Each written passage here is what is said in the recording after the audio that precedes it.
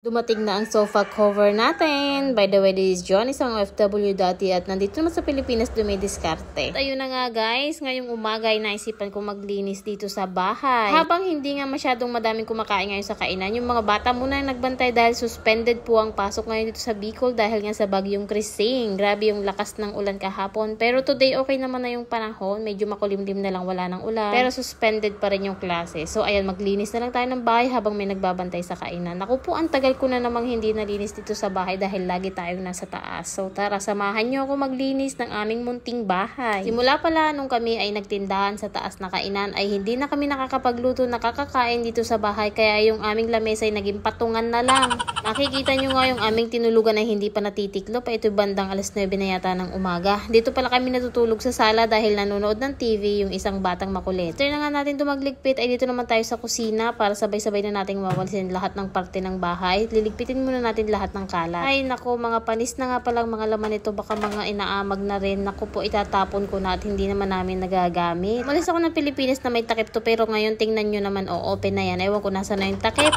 Nag-iisip nga ako na umorder nito sa Shopee kaso wala akong makita na maganda talaga na dish rack. Kaya hindi pa namin yan mapalit-palitan dahil wala akong makitang maganda. So dito naman tayo sa may countertop natin. Ako po, ang mga basket dito, grabe. Hindi ko alam. Ang dami-dami ng mga laman na hindi naman dapat na nandito. Kaya ipagtatapon ko na lang. Ang daming mga papel-papel. Ewan kung ano tong mga to. Tapos yung mga takip-takip. Yung mga electric pa na hindi na nagana, nandito pa rin. Kaya pagtatapon ko na rin. Binukod-bukod ko na rin yung mga gamot-gamot at yung mga sabon, mga shampoo. Halo-halo na kasi sila. Hindi ko na ngayon mga yan nakakasikaso dahil lagi kaming nasa taas ni Papa Alden. Pero ngayon nga sabi ko sa inyo, nandiyan yung mga bata, kaya ayan, may time ako para maglinis dito. So dito naman tayo sa kusina maghugas. Minsan nga naiinis na rin ako kasi kahit ininuman nilang tubig ay hindi man lang mahugasan. Ito nga mga pinggan dito, ewan ko ba baka 2 araw na dito hindi pa rin nahuhugasan. Maganda rin pala na nagkaroon ng bagyong Krising dahil nga nagkaroon ako ng time para maglinis ng buong bahay dahil nandito yung mga bata alalay sa atin sa kainan. Pagkatapos nga natin maglinis dito sa kusina, ay doon naman tayo sa sala, yung mga lamesa at yung sahig pupunasan at wawalisan. At syempre nandito na naman yung batang makulit na nanggugulo. Naku po, gusto makipaglaro. Sabi ko tatapusin ko lahat ng ginagawa ko ay saka tayo maglalaro. Pag napatigil kasi ako sa ginagawa ko, naku, hindi ko na yun maitutuloy hanggang sa bukas, hanggang sa sunod na araw. Wala na, tinatamad na. Kaya sabi ko sa kanya, makipaglaro ka muna dyan. Binigyan ko ng clay, binigyan ko ng mga coloring book. Sabi ko mag-color ko na muna. Tapos nga ay umakyat tayo sa taas dahil may dumating na Shopee. Naku, ito na yung pinakaiintay talaga. Mga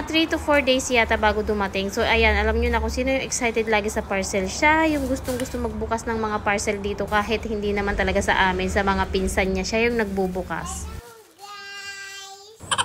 Kita nyo ba yung reaction ng mukha niya nung sinabi ko na naka-play na, naka-smile na at nag-hello guys na naku, manang-mana sa nanay.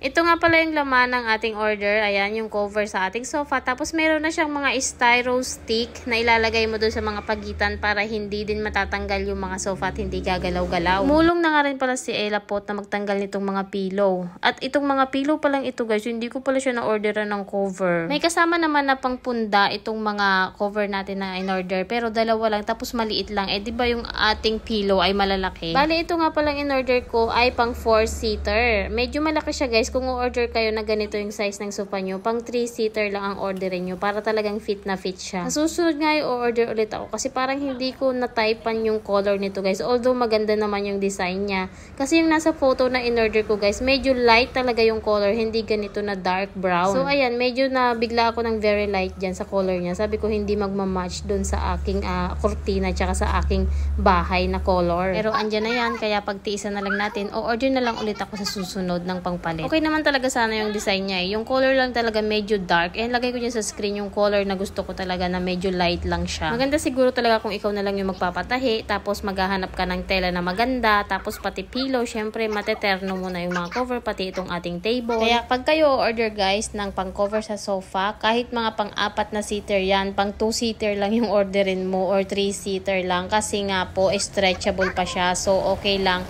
na medyo masikip kasi nga mag-i-stretch pa naman siya kaysa maluag guys, dahil luluag pa siya lalo kapag matagal na. So, itong in-order ko ay pang 4-seater. So, grabe. Ang luag-luag niya. Nakita nyo naman sa ilalim. Ayan. Tinalian ko na nga lang yan. Ginawang ko ng paraan. Siniksik-siksik ko na lang dyan sa mga gilid-gilid ng sofa para medyo mag-fit talaga siya. Yung isa okay naman, pero itong isa malaki talaga siya masyado. So, sa susunod, alam nyo na ha. Alam ko na rin kung anong orderin ko. Pang 3-seater lang talaga. Babawasan natin ng isa. Kasi 4-seater itong upuan namin na L-shape. At least, meron tayong pang-cover kahit papaano ngayon pansamantala. Kasi nga, itong batang makulit na to. Naku, meron na akong makitang mga mancha-mancha dun sa sofa natin. Tapos meron na rin mga sulat-sulat ng ballpen. Patay tayo dyan. Wala pang isang buwan. Ito yung material niya guys. Ayan, stretchable siya. Tsaka madulas. Okay na sana kung talagang medyo light lang yung kulay nito. Ay naku, napaka-dark pala nito sa personal. Pagkatapos nga natin magkabit ng ating sofa ay tayo maglilinis pa rin. Hindi pa rin tayo tapos guys kahit hapon na. Bali ko naalala nyo nga dati ay nag-order ako ng vacuum sa Orange app at ngayon ay gagamitin natin siya. Dito siya mabisa guys sa mga ganito, yung mga spaces na ganyan. Talagang mahihigop niya.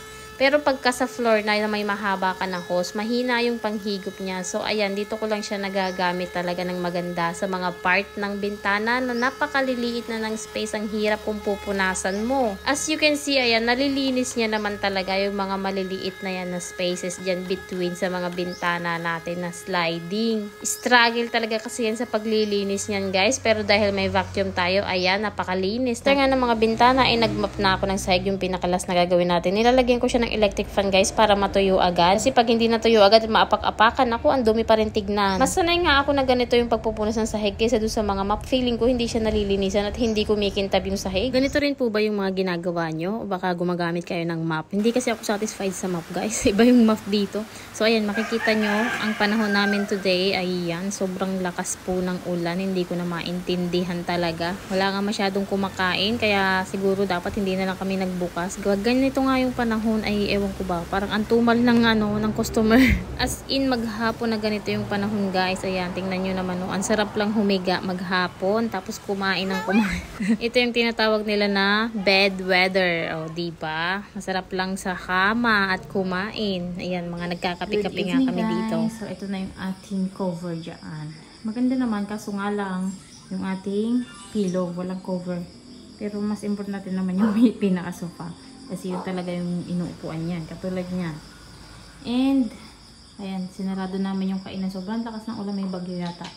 Bagyong Chrising. So, hindi tayo nakapag-open ngayon. So, dito ka nagkakain today. Nagluluto si Papa Alden sa taas. Ang cute, no? Kaso parang madaming comments sa Facebook. Hindi daw siya match. Kasi gray. Lahat gray. Tapos biglang ganito. Actually, hindi talaga yun yung kulay niya, guys. Ewan ko ba. But yan ang dumating. Dark pala siya sa personal. Baka pag nilabhan, maging lighter ang color. And kanina, may pinuntahan pala kami. Daet. Kung alam niyo yan, Daet Camarines Norte ba yun? Norte na ba ang Daet, guys? Ayan. Doon pala maraming tanim na mga pinya, guys. As in sa daan, makikita mo. Ang dami. So, ayan. Napabili kami 100 pesos, guys. Ang 3 piraso na yan. Ang lalaki nila, oh. Ayan, oh. Tingnan nyo. Sobrang laki. Siguro dalawang kamay mo bago mo siya maganon mahawakan. Ang dami, no? Ating chef. Anong niluto ng chef? Ano yan? Hindi po, yung may sardinas. Sardinas? Kaya na tayo. Bilis magsaing ah. Yan. Sarado sa kainan eh, kaya kain tayo dito. Yan lang. Oh. Ano? Yan. Kasi chicken. Puro ka na lang ganun. Si chicken, si pritong isda, wala nang ibang inulam. Masarap to sardinas oh. Sasabaw natin sa kanin. Susubuan kita ha. Sarap yan. Ay, hirap mong pakainin. Tara na, dali. Kakain na. Dito ka, susubuan kita. Lobat na pati yung cellphone na yan. Kain na, dali. Sandok yung kanin. Hindi na damit to dress. Ngayon ko lang ulit na suot. Bebe, ka na, dali. Kakain na. At maya-maya, tutulog na. Pagod. Pagod magmotor. Kangalay. Tulog pa si Ayla. Laging tulog sa biyahe, kaya ang hirap. Bebe, ka na. Susubuan. Dali. Dito sa lamesa kakain, hindi sa sopa. Madudumi agad yan. Lagi kang nandyan na. Sa sopa, kakain. Laglag yung kanin. Lalanggamin na yan. Dali dito ka. Susubuan. Ito pala yung ilang mga photos natin. Doon sa pinasyaran natin na the longest boulevard guys. As in sobrang haba niya.